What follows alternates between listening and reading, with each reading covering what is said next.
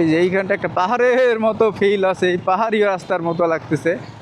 এবং এইখানটা দিয়ে আল্লাহ রে, আপনি দেখেন যে ইমার্জেন্সি লাইট দিয়েছে এবং ইমার্জেন্সি লাইট দিয়ে কোন দিকে যাবে না যাবে তাদের কোনো ঠিক ঠিকানা নাই।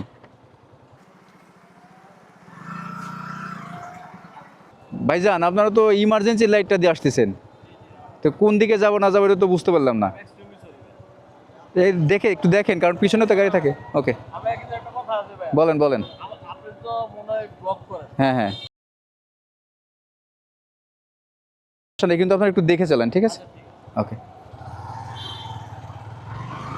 তুমি বেটা আকাম কোকাম করতেছো, বিড়ি খাচ্ছ, গাড়ির ভিতরে বসে ইমার্জেন্সি দিয়ে তুমি বামে টার্ন নিচ্ছ, তোমার ভিডিও আমি ছাড়বো না।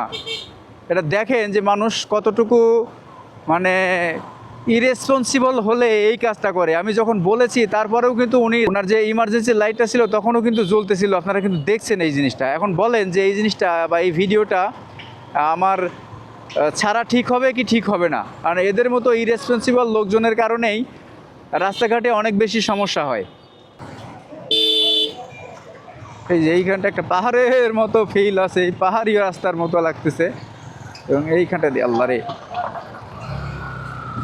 দেখছেন কি একটা বিপদ, কেউ কাউকে ছাড় দিতে রাজি না।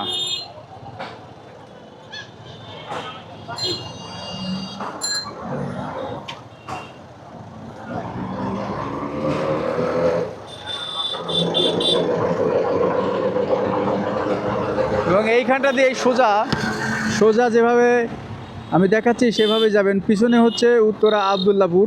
এই আবদুল্লাপুর থেকে এই যে রেল লাইন সামনে দেখতে পাচ্ছেন, যে রেল লাইন, এই রেল লাইনটা পার হয়ে সোজা যে একটা রোড, এই একটা রোড দিয়েই আপনারা 1 কিলোর মতো গেলেই পাবেন হচ্ছে খালিদ বাইক হাউস, হাতের বাম পাশে পড়বে। এই যে রেল লাইনটা দেখাচ্ছি আমি, দেখেন এই যে রেল লাইনটা,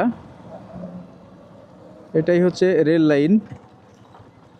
ওরে, এবং এখানটায় অনেক অটো আছে, আপনারা ওই মাথা থেকেই অটো পাবেন। 10 টাকা থেকে 15 টাকা হয়তো বা ভাড়া দিবে, আমি জানি না কয় টাকা নেই। আর সেটা নিয়েই ডিরেক্ট চলে যাবেন আপনারা ফায়দাবাদ কাঁঠালতলা।